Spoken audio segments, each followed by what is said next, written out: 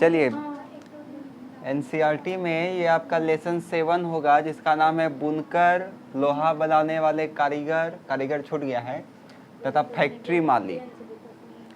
तो इसको समझने से मतलब हम लोगों को आखिर ये चैप्टर समझना क्यों पड़ता है, तो इस चैप्टर को समझने से आपको ये लाभ होगा कि आपको पता चलेगा कि 17वीं से 18वीं शताब्दी के दौरान भारत का जो कपड़ा डिमांड था वो मार्केट में किस प्रकार से था, विश्व बाज़ार में उसका मार्केट में किस प्रकार से भारत का कपड़ा का डिमांड था, उसको बारे में आपको पता चलेगा।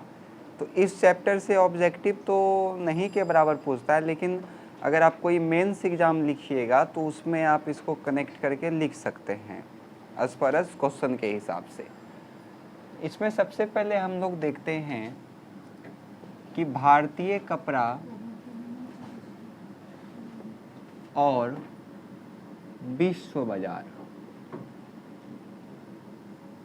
देखिए 1750 के आसपास में जो भारत का कपड़ा था उसका विश्व में बहुत ज़्यादा डिमांड था।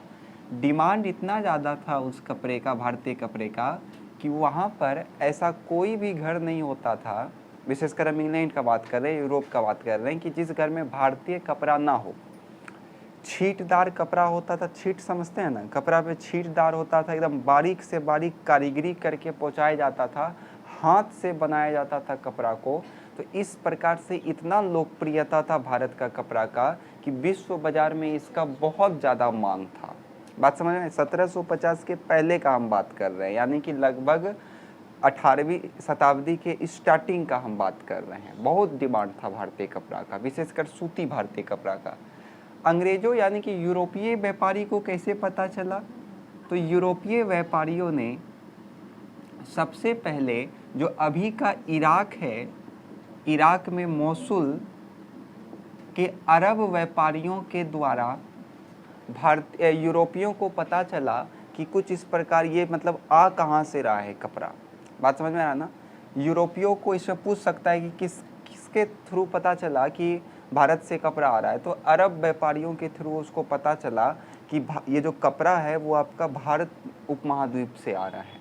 बात समझ में आ रहा है। इसलिए जो पुर्तगाली था आपका, सबसे पहले पुर्तगाली ना आया था भारत, तो पुर्तगाली ने जब अपना डेरा को कालीकट में डाला था, जब उस कालीकट वो आया पुर्तगाली, तो उसने यहाँ पे जो कपड़ा देखा तो कपड़ा को ये यहाँ से ये भी यहाँ से ले जा करके बेचने का प्रयास किया। बात समझ में आ रहा ना।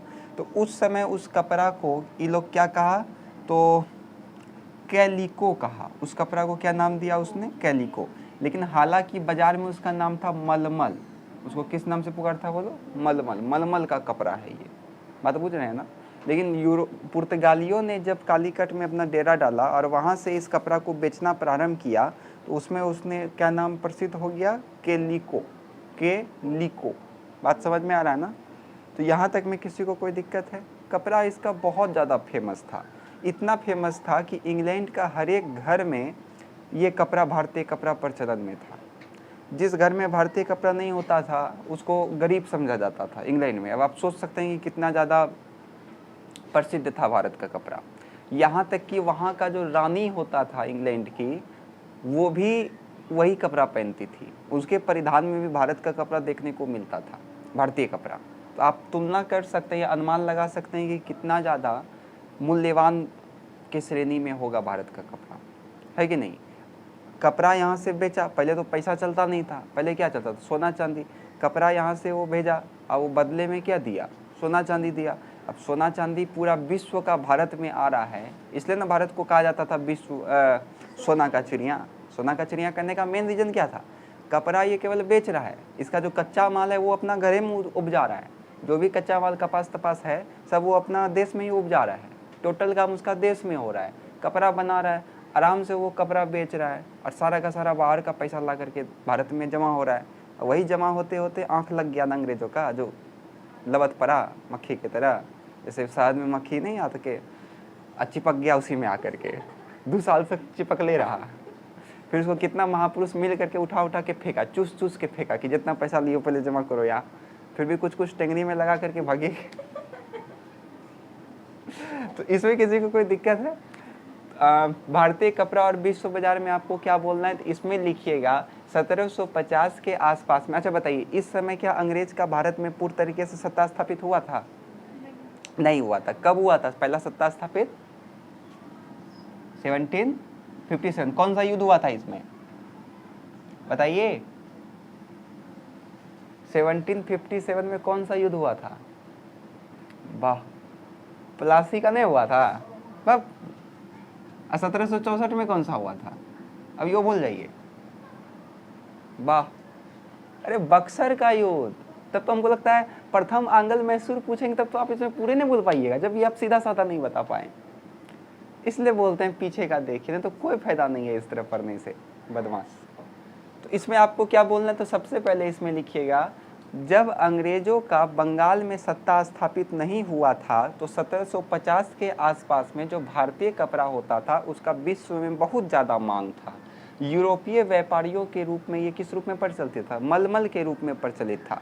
यूरोपीय व्यापारियों को ये वर्तमान इराक के मौसूल के अरब व्यापारियों के द्वारा पता चला था कि ये कहाँ से आ रहा है, तो भारत से आ रहा है। जिसके बाद कई यूरोपीय, विशेषकर पुर्तगाली, जब काली घाट आया था तो वहाँ से ये मसाला और सूती कपड़ा को खरीदता था और जाकर के यूरोपीय बाजार में क्या कर देता था, बेच देता था।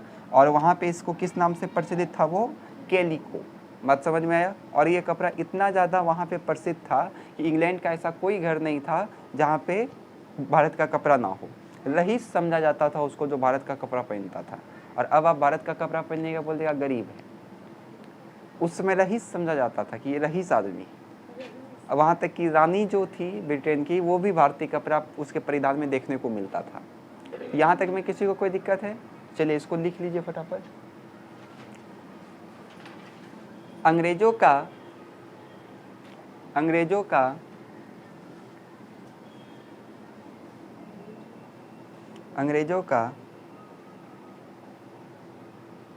जब बंगाल पर सत्ता स्थापित नहीं हुआ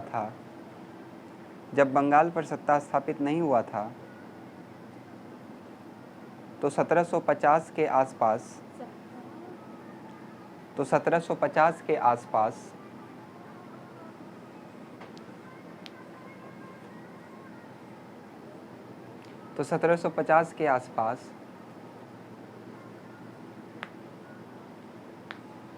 पूरे विश्व में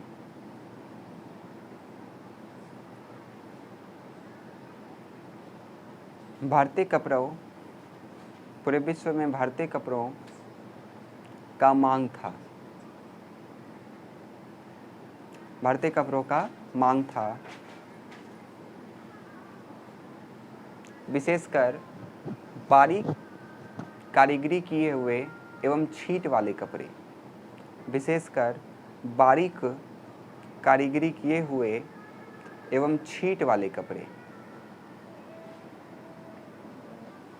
एवं छींट वाले कपड़े।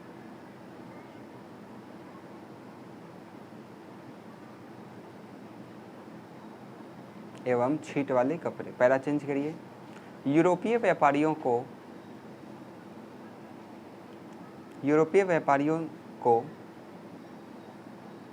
वर्तमान इराक के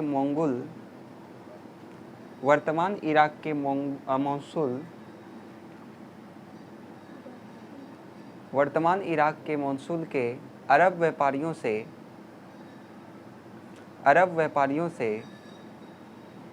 भारतीय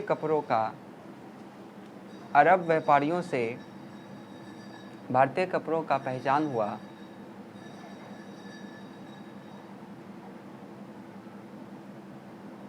जिसके बाद कई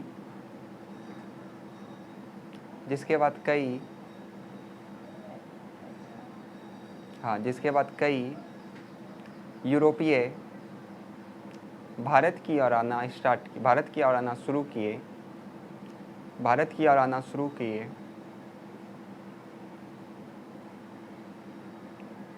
सर्वप्रथम पुर्तगालियों ने जब कालीकट में अपना डेरा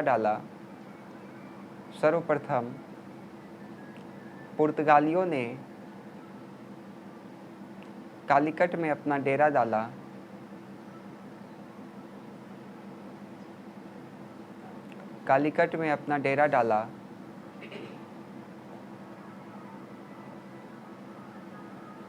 और भारतीय कपड़ों और मसालों का व्यापार शुरू किया। भारतीय कपड़ों और मसालों का व्यापार शुरू किया। इस समय कपड़ों को कैलिको कहकर संबोधित किया जाता था।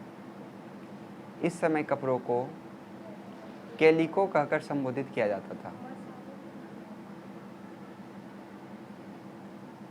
क्या हुआ? मसालों का व्यापार करता था। इस समय कपड़ों को कैलिको कहकर संबोधित किया जाता था।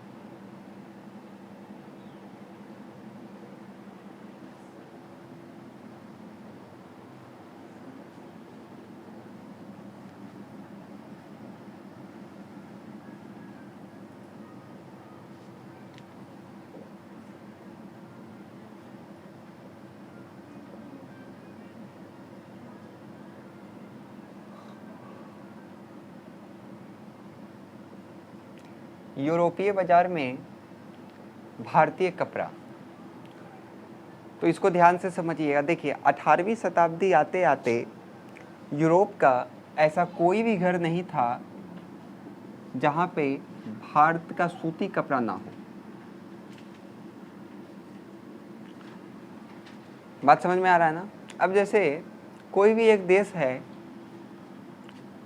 उसका अपना एक सीमा होता है और उस सीमा के अंदर यानी कि जो देशवासी होता है, अगर वो कोई व्यापार कर रहा है तो उससे लाभ कहीं ना कहीं किसको हो रहा है? उसी देश को हो रहा है, किसी बाहरी देश को तो हो नहीं रहा है। बात समझ में आ रहा है? अगर भारत का कोई व्यापारी भारत में व्यापार करेगा तो इनडायरेक्टली लाभ होगा किसको? भारत को ही होगा। लेकिन अगर कोई दूसरे देश का आकर के यहाँ पे व्यापार करता है तो हमारे देश को तो लाभ होगा ही, इसके साथ साथ दूसरे उस देश को भी लाभ होगा। तो उसी प्रकार से 18वीं शताब्दी के आसपास में भारतीय सूती कपड़ा का इतना ज़्यादा मांग बढ़ गया था कि इंग्लैंड का, ब्रिटेन का ऐसा कोई भी घर नहीं होता था जहाँ पे भारत का कपड़ा नहीं रहता था। यहाँ तक कि रानी भी उस कपड़ा को पहनती थी। अब इससे हुआ क्या? तो इंग्लैंड का जो रेशम और जो ऊन कपड़ा उत्पादक था, इस सब का कपड़ा बिकना थोड़ा कम हो गया। अब जैसे ही लोग का कपड़ा बिकना कम हुआ तो हो सकता है लोग का उद्योग का धीरे धीरे क्या होने लगा होगा? पतन होने लगा। तो ये लोग आपस में मिल करके वहाँ के सरकार यानी कि वहाँ के रानी पर या सरकार पर एक दबाव बनाना शुरू किया कि आपको क्या करना है कि भारत से आने वाले कपड़े पर क्या लगाना है? रोक लगाना है। अब चूंकि उसका देश का व्यापारी लोग बोल रहा है कि आप रोक लगाइए, क्योंकि देश को चलाता कौन है? इनडायरेक्टली व्यापारी वर्ग के द्वारा ही देश में पैसा उसा आता है। हम आप लोग ज़्यादा टैक्स नहीं देते हैं, लेकिन जो बिजनेसमैन सब रहता है वो टैक्स इतना देता है कि उतना हम लोग अर्न भी नहीं कर पाते होंगे। ये रियल बात है। तो कहीं ना कहीं सरकार को व्यापारी के भी सुनना पड़ता है, क्योंकि देश में जो पैसा आएगा वो व्यापारी के कारण ही आएगा। अगर उसका मन खिंचेगा तो दूसरा देश में जा करके अपना व्यापार करने लगेगा, तो इससे क्या होगा? हमारे देश का इनकम कम हो जाएगा। इसलिए सरकार पे उन लोगों ने दबाव बनाया और सरकार भी दबाव में आ गई और यहाँ पे उन्होंने क्या किया कि एक अधिनियम को पारित किया और उस अधिनियम का भी संयोगवश नाम रखा गया कैलिको अधिनियम। इस अधिनियम के तहत क्या किया गया? भारत से आने वाला सूती कपड़ा पे क्या लगा दिया? प्रतिबंध लगा दिया। भारत से आने वाला सूती कपड़ा पे क्या लगा दिया? प्रतिबंध लगा दिया। अब भारत से कपड़ा आ ही नहीं सकता था। तो अब यहाँ पे भारतीय कपड़ा के सामने बड़ा संकट उत्पन्न हो गया कि अब वहाँ बाजार में जाकर, क्योंकि उसका मेन बाजार ये था यूरोपीय, बहुत बिकता था यहाँ पे कपड़ा, तो जा ही नहीं पाएगा वो बाजार में, तो बिकेगा कैसे? इसके साथ साथ वो निर्यात पे भी बहुत ज़्यादा कर लगा दिया। निर्यात मतलब आप किसी अपना सामान को दूसरे देश में भेजिएगा तो उसको क्या बोलते हैं? निर्यात। उसके लिए आपको कुछ शुल्क देना पड़ता है उस देश को। तो इतना ज़्यादा निर्यात लगा दिया वो लोग कि उसका कोई बात ही नहीं। बहुत ज़्यादा निर्यात लगा दिया अंग्रेजों ने, जिससे अब हुआ क्या? यूरोपीय बाजार में भारतीय कपड़ा पहुंचना बंद हो गया। अब वहाँ के ही कई सारे वैज्ञानिक हुए। एक 1764 में जॉन के हुए, उन्होंने स्प्रेंगलिंग जेली नामक मशीन का आविष्कार किया। ये स्प्रेंगलिंग जेली जो होता था वो सूती कपड़ा, जिस प्रकार से छींट आप लोग कपड़ा हाथ से बुनते हैं ना, या हाथ से कोई डिजाइन बनाते हैं, उसी प्रकार से ये स्प्रेंगलिंग जेली मशीन के द्वारा छींट को तैयार करता था और बारीक बुनाई करता था। तो यूरोप को ये वाला भी काफ़ी ज़्यादा पसंद आया। अब भारतीय कपड़ा का तो डिमांड पहले से ही गिर गया था, इसके आने के बाद और गिर गया। इतना पे ही नहीं रुका, इंग्लैंड में ये सब हुआ तो हुआ, अब ये आकर के कहाँ आ गया, भारत में भी आ गया। और अब याद करिए 1764 का बात हो रहा है, भारतीय कंपनी का पहला युद्ध कब लड़ा गया था, 57 में। कौन सा, पलासी का। उसमें वो जीत गया था, दीवानी हासिल कर लिया था, है कि नहीं। मतलब अपना दीवान को, वो नवाब को बैठा दिया था बंगाल में। तो कंट्रोल किसके हाथ में था, अप्रत्यक्ष रूप से कंपनी के हाथ में था। और 1764 में जब मशीन उशीन का आविष्कार वहाँ पे हुआ, तो इसके बाद सारा का सारा, ऐसे बक्सर का भी युद्ध इसी टाइम हुआ था, तो सारा का सारा कंट्रोल उसमें किस में आ गया था, कंपनी के पास। तो कंपनी ने क्या किया था, इंग्लैंड से जो कपड़ा भारत में बिकने के लिए आता था, इंग्लैंड से जो कपड़ा भारत में बिकने के लिए आता था, उस पर आयात शुल्क को पूरे वो बंद कर दिया था, लेवे नहीं करता था पैसा, क्योंकि था तो वही देश का ये लोग भी। बात समझ में आ रहा ना। तो इससे हुआ क्या, भारत का कपड़ा तो अब इंग्लैंड जा नहीं सकता था प्रतिबंध के कारण। इंग्लैंड का कपड़ा को बिना शुल्क दिए भारत में व्यापार करने का अनुमति मिल गया। अब इससे हुआ क्या, भारतीय बाजार में इंग्लैंड का कपड़ा फैलने लगा, क्योंकि वो मशीन से बनता था, सस्ता होता था। और भारतीय कपड़ा थोड़ा सा महंगा होता था, क्योंकि वो हाथ से बनाता था। हाथ से आप एक कपड़ा बनाइएगा, मशीन से उतने देर में 10 कपड़ा बन जाएगा। बात समझ में आ रहा ना। तो इस प्रकार से धीरे धीरे भारतीय कपड़ा का क्या होने लगा, पतन होने लगा, भारतीय कपड़ों का पतन होने लगा। लेकिन बोलते हैं ना कि कतनो मशीन से आप बना लीजिए, कतनो रोटी आप मशीन से बना लीजिए, जब तक हाथ से रोटी नहीं बनाइएगा कोई फायदा नहीं है। कतनो चिकन आप कुकर में बना लीजिए, लेकिन जब तक लोहिया में नहीं बनाइएगा कोई फायदा नहीं है। तो वही कहानी यहाँ पे भी था। मशीन का हटाइए, बहुत सारा कला ऐसा भी था जो कि एकदम बारीक हाथ से बनाया जाता, मतलब पूरा बारीकी से बनाया जाता था। वो मशीन से संभव उस समय तो नहीं था, जिस कारण से सोलाकर, पश्चिम भारत में सोलाकर हो गया, दक्षिण भारत में मदुरा हो गया, ये सब बुनकरों का क्या हुआ, महत्वपूर्ण केंद्र बन गया। बुनकर मतलब वही जो कपड़ा बुनता था। ये सब दक्षिण भारत और एक पश्चिम भारत और एक दक्षिण भारत में बुनकरों का एक क्या हो गया, महत्वपूर्ण केंद्र हो गया। और बाकी सब बुनकर का धीरे धीरे क्या हो गया, पतन हो गया। बात समझे। और दो गो नया बुनकर का समुदाय, सोलाकर और आपका मदुरा, ये सब का क्या हुआ, तो नया केंद्र बना बुनकर लोग का। बोलिए, समझने में किसी को कोई दिक्कत है। कहानी के तरह अगर समझिएगा तो कोई दिक्कत नहीं होगा। जैसे 18वीं शताब्दी में भारत का कपड़ा का डिमांड पूरे जगह था। इंग्लैंड का हर एक व्यक्ति इस कपड़ा को पहनता था, यहाँ तक कि उसकी रानी भी पहनती थी। इसलिए वहाँ के रेशम और ऊन उत्पादकों ने इस पर क्या किया, सरकार पे दबाव बनाया कि आप उसको क्या कर दीजिए, प्रतिबंध कर दीजिए। सरकार ने बिल्कुल ऐसा ही किया, प्रतिबंध लगा दिया। अधिनियम ला करके, कौन सा अधिनियम लाया, तो कैलिको अधिनियम लाया, प्रतिबंध लगाया, निर्यात शुल्क को बढ़ा दिया, जिस कारण से भारतीय कपड़ा वहाँ जा नहीं पाता था। फिर 1764 में जॉन के ने स्पिंडलिंग जेली मशीन का आविष्कार किया। ये मशीन मतलब छापने वाला, बुनाई उनाई करने वाला था, जिस कारण से वहाँ से जो माल तैयार होता था उसको कहाँ भेज देता था, भारत भेज देता था। आयात शुल्क तो लगता नहीं था उसको, तो भारत के मार्केट पे भी उसने कब्जा कर दिया था। लगभग 1/3 मार्केट पे, 2/3 मार्केट पे उसने कब्जा कर दिया था ये कपड़ा। जिसके बाद धीरे धीरे भारतीय कपड़ा का क्या होने लगा, पतन होने लगा। किंतु मशीन से उस तरह का बारीकी का काम नहीं हो पाता था, इसलिए पश्चिम भारत में आपका सोलाकर हो गया, दक्षिण भारत में आपका मदुरा हो गया, ये सब जो है बुनकर का एक नया केंद्र बन गया। बात समझे। लेकिन ज़्यादातर तो बुनकर का पतन ही हो गया था। पत्र लिखा ईस्ट इंडिया कंपनी को, कि व्यापार संगठन को पत्र लिखा वो लोग आपस में मिल करके कि हम लोग भूखे मर जाएंगे, आप ये क्या कर रहे हैं, ये पत्र लिखा गया है, हम लोग भूखे मर जाएंगे, आप तो सब चीज़ पे आयात हटा रहे हैं, हम लोग का प्रतिबंध लगा दिए हैं, भारत में ही हम लोग का कपड़ा कितना बिकेगा। बात समझ में आ रहा है ना। भारत में तो 100 में से समझिए उस समय 60 आदमी तो कपड़ा पहनता ही नहीं था, गमछी ओढ़ के काम चला लेता था। ये रियल बात है, कपड़ा तो पहनता ही नहीं था, पैसा रहेगा तो पहनेगा। और भारतीय कपड़ा इतना महंगा भी होता था, बाहर जा करके बिकता था आराम से। भारत का लोग के पास उतना पैसा ही नहीं था कि वो कपड़ा पहनेगा। क्लियर है यहाँ तक में। चलिए लिखिए, क्या विश्वास नहीं है क्या, चल जाइए 1700 में है। मोनिका भी वहीं से आ रही है, अभी गांधी जी से मिल के आई है। ये गांधी जी बच्चे हैं।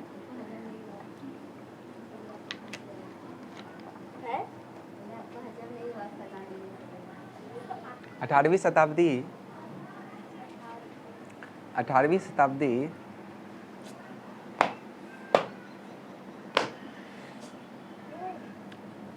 18वीं शताब्दी में भारतीय कपड़ा,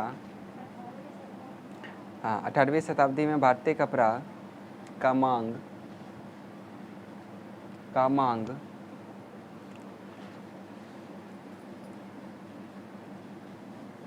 यूरोप के बाज़ारों में अत्यधिक था। यूरोप के बाज़ारों में अत्यधिक था, जिसके परिणाम स्वरूप वहाँ के रेशम और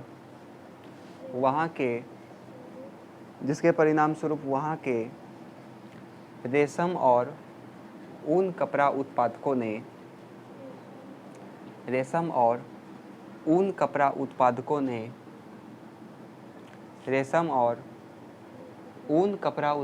ने अपने सरकार पर दबाव बनाया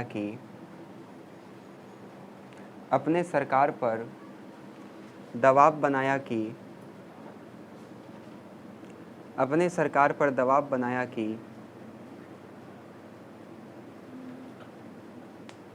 वे भारतीय कपड़ों पर प्रतिबंध लगाएं।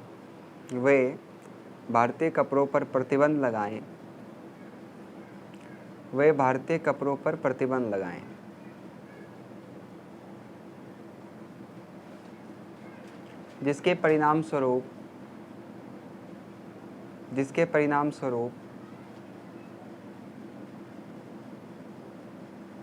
तत्कालीन सरकार ने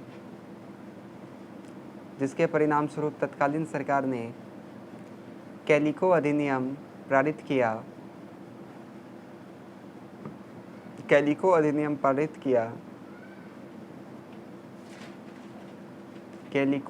पारित किया, जिस कारण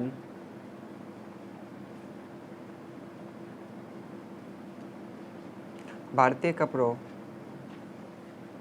पर प्रतिबंध लगा।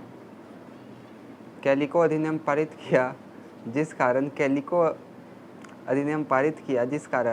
भारतीय कपड़ों पर प्रतिबंध लगा। इसके साथ साथ भारतीय कपड़ों पर आयात शुल्क को भी बढ़ा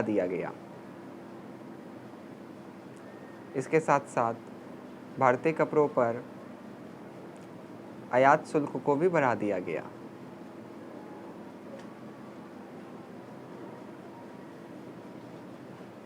पहला चेंज 1764 में जब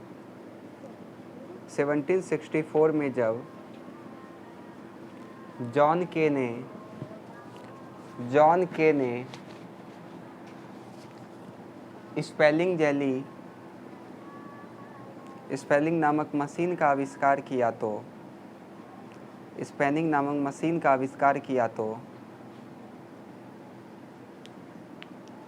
भारतीय कपड़ों के समक्ष और ज़्यादा परेशानी उत्पन्न हुई। भारतीय कपड़ों के समक्ष और ज़्यादा परेशानी उत्पन्न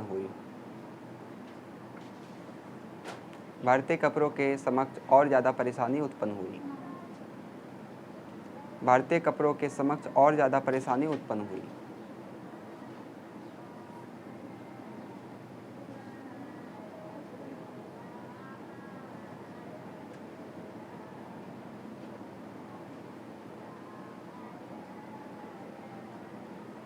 हो गया।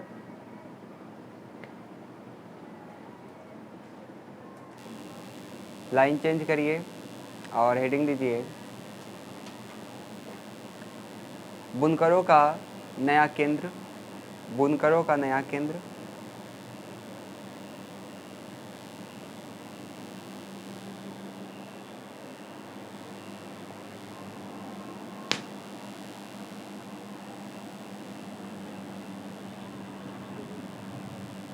हाँ चलिए हेडिंग दिए बुनकरों का नया केंद्र, इसमें डैश दे करके लिखिए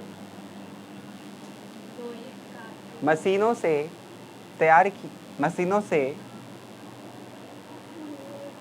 पूरी तरीके से बारीक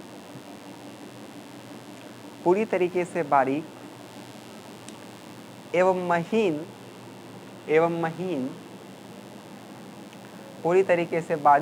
महीन कपड़ों का उत्पादन नहीं हो पाता था,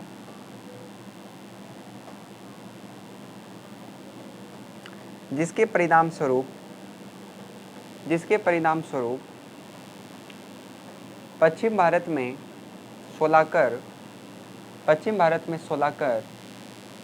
दक्षिण भारत में मदुरा, दक्षिण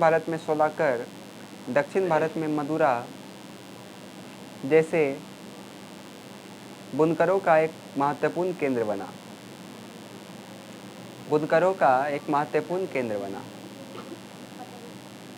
मदुरा पश्चिम भारत का सोलाकर और दक्षिण भारत का मदुरा बुनकरों का एक प्रमुख केंद्र बना।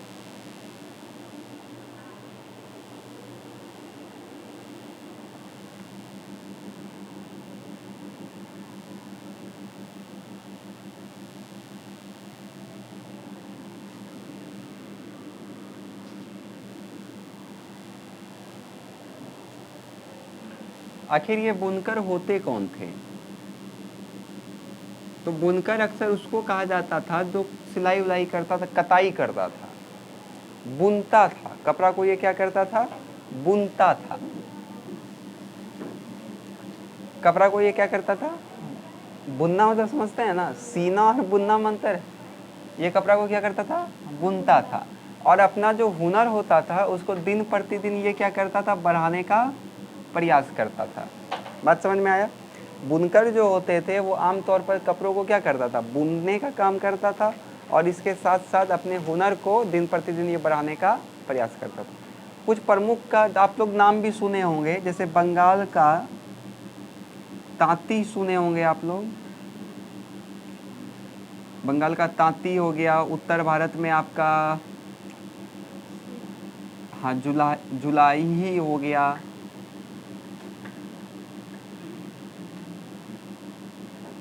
जुलाहे हो गया। हाँ जुलाहा समझते हैं ना, एक कास्ट है जुलाहा, तो वही वाला है। उसका शुद्ध नाम क्या है?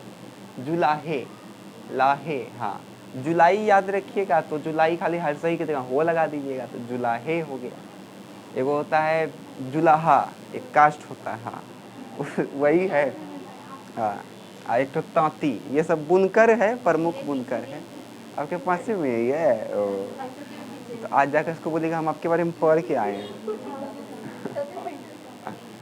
चलिए लिख लीजिए बुनकर के बारे में।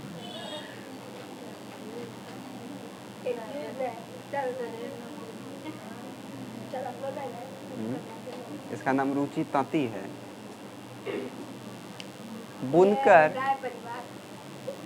कौन है? ये गायकवाड़, राय परिवार, भाई भोसले परिवार है। भोसले रुचि भोसले पढ़ाए थे ना, भोसले गायकवाड़ किसमें पढ़ाए थे?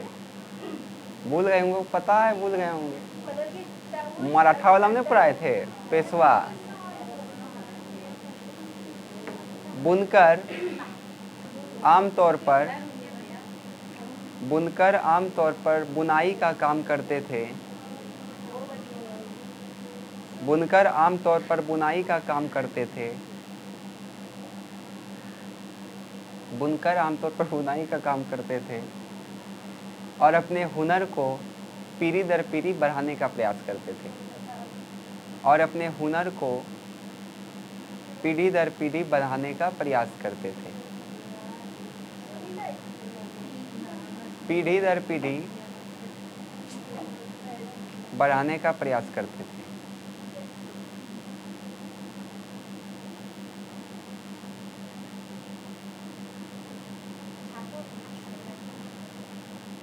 हो गया? जैसे बंगाल में तांती, उत्तर भारत में जुलाहे प्रसिद्ध थे। उत्तर भारत में जुलाहे प्रसिद्ध थे।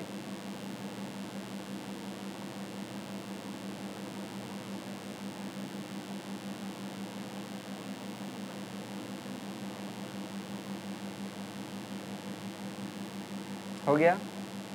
चलिए अब अगला हेडिंग दीजिए, लौह इस्पात उद्योग।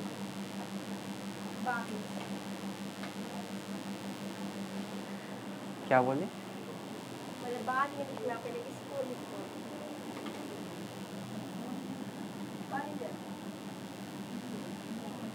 सुनने के लिए कान चाहिए, इसको कान है? हाँ।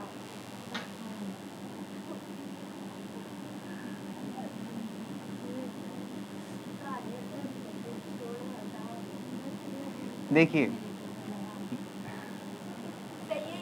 1904 में अमेरिकन भूवैज्ञानिक जेम्स वेल्ड, नाम सब रखता है सब, जेम्स वेल्ड और जमशेद जी टाटा, ये नाम सुने हैं ना? जमशेद जी टाटा का बेटा, उसका नाम है दोराबजी टाटा। तो ये दोनों मिल करके भारत में लौह अयस्क को खोज रहा था छत्तीसगढ़ के इलाका में। तो खोजते खोजते ये एक गांव के इधर जाता है जहाँ पे अगरिया समुदाय के जो लोग रहते हैं वो एक जगह से लौह अयस्क को खोद खोद के अपना टोकरी में भर के लेकर के जा रहा होता है। तो ये दोनों भेटाता है उसको कि कहाँ से आपको मिल गया, हमको भी बताइए। तो बताया कि यहाँ से मिला है। तो ये लोग वहाँ पे जा कर के देखा और इसको वहाँ पे क्या मिल गया, लौह अयस्क का खदान मिल गया। जिसके बाद इन्होंने वहाँ पे क्या किया, कारखाना खोला, अपना लौह अयस्क का क्या खोला, कारखाना खोला, और उसका नाम रखा टाटा लौह और इस्पात कंपनी। यानी कि क्या हो जाएगा, टाटा लौह का क्या होता है, आयरन, एंड इस्पात का क्या होता है, स्टील कंपनी। शॉर्टकट में इसका क्या हो जाएगा, TISC, यानी कि टिस्को। कौन सा कंपनी खोला, टिस्को। शॉर्टकट में क्या बोलना है आपको, टिस्को। इस कंपनी को खोला। इसका मेन काम क्या होता है, लोहा बनाना। लोहा को बनाया नहीं जाता है, लोहा को अयस्क के रूप में वो पाया जाता है, उससे उसको निकाला जाता है। क्लास 10th में आप लोग पढ़े होंगे, लोहा का निष्कर्षण पढ़े होंगे आप लोग। तो ये लोग लोहा बनाना शुरू किया, लेकिन अंग्रेज लोग इससे लोहा खरीदता नहीं था। इस्पात बनाना शुरू किया, अंग्रेज लोग इससे खरीदता नहीं था। अंग्रेज लोग लाता था अपना ब्रिटेन से। वो क्यों खरीदेगा भारत का, बात तो सही है, सारा पावर तो उसके हाथ में, लाता था वो ब्रिटेन से। लेकिन जब प्रथम विश्व युद्ध शुरू हुआ तो इंग्लैंड का जो लोहा था वो वहीं रह गया। अब अंग्रेज उसी समय आपका रेलवे का भी कार्य कर रहा था। रेलवे के लिए पटरी बिछाना है तो रेल चाहिए, लोहा का चाहिए आपको, तो कहाँ से लाइएगा आप। तो मजबूरी बस आपको इसी से लेना पड़ा। लेकिन जब इससे लेना स्टार्ट किया इसने, तो देखा कि ब्रिटेन वाला से तो ज़्यादा अच्छा इसी का है, ज़्यादा तो इसी का टिक रहा है। तो धीरे धीरे ब्रिटेन को मारा गोली और इधर से ही इस्पात लेना शुरू कर दिया। जो अभी आप लोग टाटा कंपनी सुनते हैं तो सोच लीजिए आप कितना पुराना है वो। भारत में हमको लगता है लौह उद्योग सबसे पहले उन्हीं के द्वारा लगाया गया होगा। तो यहाँ तक में दिक्कत है किसी को? अब आपका चैप्टर यहाँ पे क्या हो गया, समाप्त। तो इस चैप्टर में किसी को कोई दिक्कत है? नया चैप्टर लग रहा होगा क्योंकि 1857 आप लोग पढ़े हैं, है कि नहीं? उसी प्रकार से ये आपको नया चैप्टर था कि उस समय अर्थव्यवस्था किस प्रकार से था, किस प्रकार से बुनकर का स्थिति था, किस प्रकार से भारतीय कपड़ा का बाजार था। तो आपने इसमें इसको पढ़ा, ठीक है यहाँ तक में? चलिए फटाफट इसको लिख लीजिए। 1904 में अमेरिकन भूवैज्ञानिक जेम्स वेल्ड 1904 में अमेरिकन भूवैज्ञानिक जेम्स वेल्ड तथा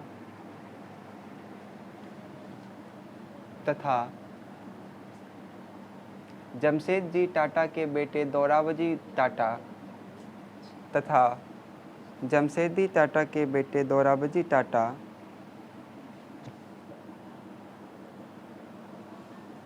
अमेरिकनों से होता है। दोराबजी टाटा लौह अयस्क का खोज में छत्तीसगढ़ के एक गांव में घूम रहे थे। लौह अयस्क के खोज में छत्तीसगढ़ के गांव में घूम रहे थे, जहां उन्हें अगरिया समुदायों के द्वारा अगरिया समुदाय के द्वारा टोकरियों में लौह ले जाते हुए दिखा। टोकरियों में ले जाते हुए दिखे। टोकरियों में लौह ले जाते हुए दिखे।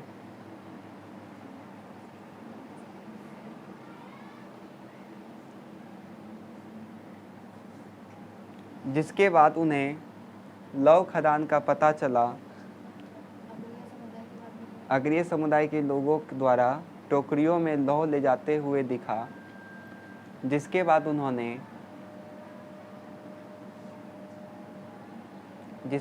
उन्होंने लौह एस्क खदान का खोज किया। लौह एस्क खदान का खोज किया और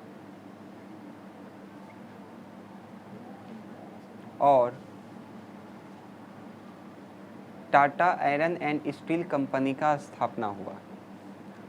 और Tata steel and iron company का स्थापना हुआ।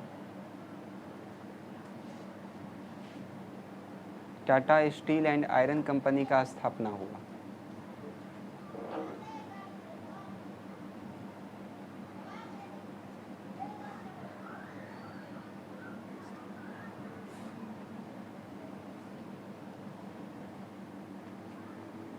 शुरुआत में अंग्रेज लौह का पूर्ति अपने देश से करते थे। शुरुआत में अंग्रेज लौह का पूर्ति अपने देश से करते थे।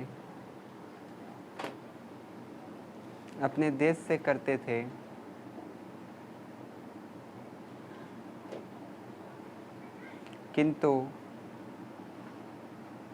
जब प्रथम विश्व युद्ध शुरू हुआ तो वहाँ से लोहा का आयात रुक गया।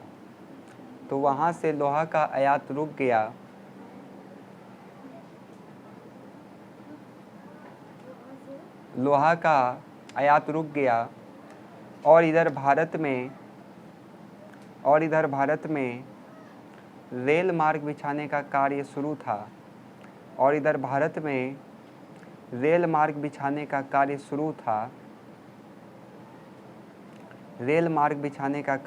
था। जिसमें टिस्को ने महत्वपूर्ण भूमिका निभाई। टिस्को फुल फॉर्म याद रखिएगा। टिस्को ने अपनी महत्वपूर्ण भूमिका निभाई। हाँ, टिस्को बोलिए, डिस्को बोलिए।